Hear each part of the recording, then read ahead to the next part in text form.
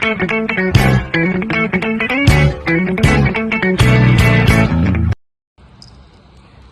Assalamualaikum warahmatullahi wabarakatuh. Perkenalkan, nama saya Melda Saputri dari kelas 3B Tadris Biologi dengan NIM 2724818. Di sini saya akan menjelaskan atau membahas tentang karbohidrat. Nah, apa sih karbohidrat itu? Karbohidrat adalah golongan senyawa organik polihidroksialdehid atau polihidroksi keton atau senyawa lainnya.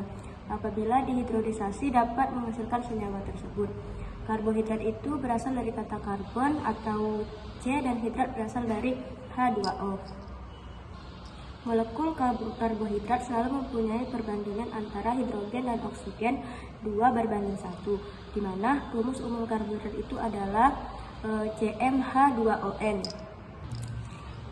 Adapun penggolongan senyawa karbohidrat, di situ ada monosakarida, disakarida, dan polisakarida. Yang pertama itu ada monosakarida. Monosakarida ini adalah golongan senyawa karbohidrat yang paling sederhana, yang dimana tidak bisa lagi dipecah lagi menjadi gula yang sederhana. Yang kemudian itu berdasarkan gugus fungsionalnya, monosakarida ini dapat digolongkan menjadi dua golongan, yaitu ada aldose dan ketose. Sedangkan berdasarkan jumlah atom C-nya, monosakarida ini dapat digolongkan menjadi 4 bagian, yaitu ada triose yang mengandung 3 atom C, tetrose yang mengandung 4 atom C, dan pentose yang mengandung 5 atom C, dan heksose yang mengandung 6 atom C. Monosakarida ini memiliki karbon 3 sampai 6, setiap karbon memiliki 6 gugus hidroksil, keton, dan aldehid. Setiap molekul monosakarida itu memiliki 1 gugus keton dan 1 gugus aldehid. Gugus aldehid yang berada pada atom C pertama dan gugus keton yang berada pada atom C kedua. Pembagian monosakarida itu ada aldosa dan ada ketosa. Aldosa ini misalnya seperti pada glukosa memiliki gugus aldehid pada salah satu ujungnya, sedangkan pada ketosa itu misalnya itu pada fruktosa biasanya memiliki gugus keto pada atom kedua. Selanjutnya itu ada notasi DPSL. Notasi L ini digunakan karena adanya atom C yang dengan konfigurasi asimetris seperti pada gliseraldehyda. Biasanya ditampilkan dengan proyeksi Fischer. Poin yang selanjutnya itu ada penamaan gula. Penamaan gula di sini untuk gula atom C asimetrik lebih dari 1, notasi D atau L ditentukan oleh atom C. Asimetrik terjauh gugus aldehid atau keto. Gula yang ditemui biasanya adalah dalam bentuk isomer D. Gula dalam bentuk D merupakan bayangan cermin yang digunakan dalam bentuk L. Kedua gula tersebut memiliki nama senyawa, misalnya D-glukosa dan L-glukosa. Stereosimers lainnya memiliki nama yang unik, misalnya glukosa, manosa, dan galaktosa, dan lain-lain. Adapun pembentukan hemiasetal dan hemiketal.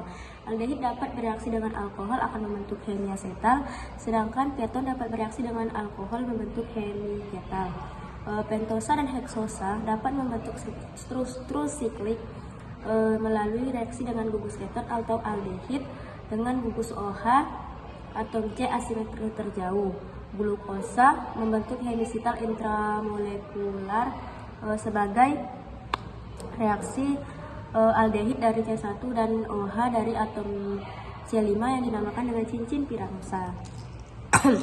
Selanjutnya ada fruktosa. Fruktosa itu dapat membentuk cincin piranosa dan cincin furanosa. Cincin piranosa ini melalui reaksi antara gugus keto dan C2 melalui OH dan C6, sedangkan cincin furanosa ini melalui reaksi antara gugus keto dan atom C2 dengan OH dan C5. Pembentukan cincin siklik glukosa. Menghasilkan pusat simetrik baru pada atom satu. Kedua stereomer ini disebut dengan anomer alfa dan anomer beta. Reaksi Hayward menunjukkan bentuk cincin dengan perbedaan pada posisi OH dan C1 anomerik. Yang pertama ada alfa, OH di bawah struktur cincin, sedangkan pada beta OH di atas struktur cincin. Karena sifat ikatan karbon yang berbentuk dengan tetrahedral, gula piranosa membentuk konfigurasi kursi atau perahu tergantung dari gulanya. Yang selanjutnya itu ada oksidasi gula aldehid. Gula yang dapat dioksidasi adalah senyawa pereduksi. Gula yang demikian disebut sebagai gula pereduksi. Senyawa yang sering digunakan adalah pengoksidasi dari Cu+2 yang berwarna biru cerah, yang kemudian tereduksi menjadi Cu+ yang berwarna merah cerah. Selanjutnya ada turunan gula. Gula alkohol itu tidak memiliki gugus aldehid dan ketose, misalnya ribiotol, gula asam, gugus pada atom C1 atau OH atom C6 dioksidasi membentuk asam karboksilat, misalnya asam glukonat dan asam glukonat. Adapun turunan gula yang meliputi gula amino. Gugus amino menggantikan gugus hidroksil sebagai contoh glukosamina. Gugus amino dapat mengalami asetilisasi seperti pada N-asetil glukosamina. Yang selanjutnya itu ada ikatan glikosida. Gugus hidroksil anomer dan hidroksil gula atau senyawa yang dapat membentuk ikatan yang disebut dengan ikatan glikosida dengan membebaskan air R-OH plus H-R1 menjadi R-OR ditambah H2O.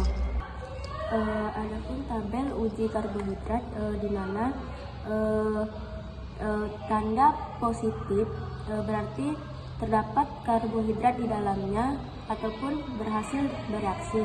Sedangkan tanda negatif berarti tidak terdapat karbohidrat sama sekali ataupun tidak bereaksi. Selanjutnya ada poin reaksi uji karbohidrat, yaitu ada tes Molis.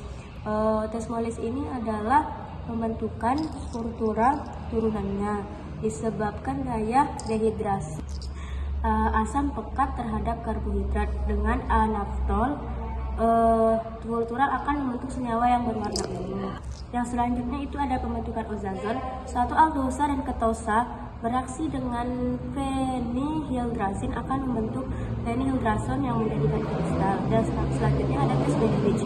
Larutan tembaga alkalin akan direduksi oleh gula yang mempunyai gugus aldehid atau keton bebas Cu2O endapan merah bata. Yang selanjutnya ada modifikasi tes Barford. Tes ini dilakukan untuk membedakan monosakarida dari disakarida. Perbedaan dengan tes Benedict ialah bahwa pada percobaan ini reduksi terjadi dalam suasana asam. Reaksi terdiri dari larutan kuaprisetat yang ditambah dengan asam laktat. Tes yang selanjutnya itu ada tes Seliwanov. Pada umumnya reaksi ini dispesifik untuk ketosa. Dasarnya ialah pembentukan 4 hidroksine furtural bereaksi dengan resorcinol membentuk suatu senyawa berwarna merah. Yang keenam ada tes Tauber. Reaksi terdiri atas larutan benzidin 2% dalam asam asetat glasial yang menghasilkan warna. Ini dispesifik untuk ketosa.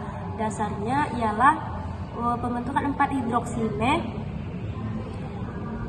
furtural bereaksi dengan resorcinol membentuk suatu senyawa berwarna merah. Yang keenam ada tes Tauber. Reaksi terdiri atas larutan benzidin 2% dalam asam asetat glasial yang menghasilkan warna merah ceri. Yang ketujuh ada reaksi Tollens. Reaksi Tollens ini adalah reaksi pentosa yang membedakannya dari heksosa. Reaksi peragian adalah hidrolisa dengan menggunakan ragi atau enzim yang cocok sehingga menghasilkan alkohol plus CO2. Yang selanjutnya ada tes asam musat. Tes ini dari semua karbohidrat hanya glukosa dan laktosa pada oksidasi asam nitrat menghasilkan asam tidak dapat larut. Yang 10 itu ada hidrolisis glukosa dengan HCl, monosakarida, dilakukan dengan tes Benedict dan lain-lain. Selanjutnya ada tes iodium, di mana tes ini dilakukan dengan jumlah kecil pati pada satu piring reaksi. Tambahkan setes larutan ium encer, perhatikan warna biru yang terbentuk, dan lakukan juga percobaan ini terhadap desin, glikogen, gumi, arabicum, inulin, dan agar-agar. Nah, itulah penjelasan dari saya tentang karbohidrat. Lebih dan kurangnya saya mohon maaf. Saya Nana Saputi. Sekian dari saya. Assalamualaikum warahmatullahi wabarakatuh.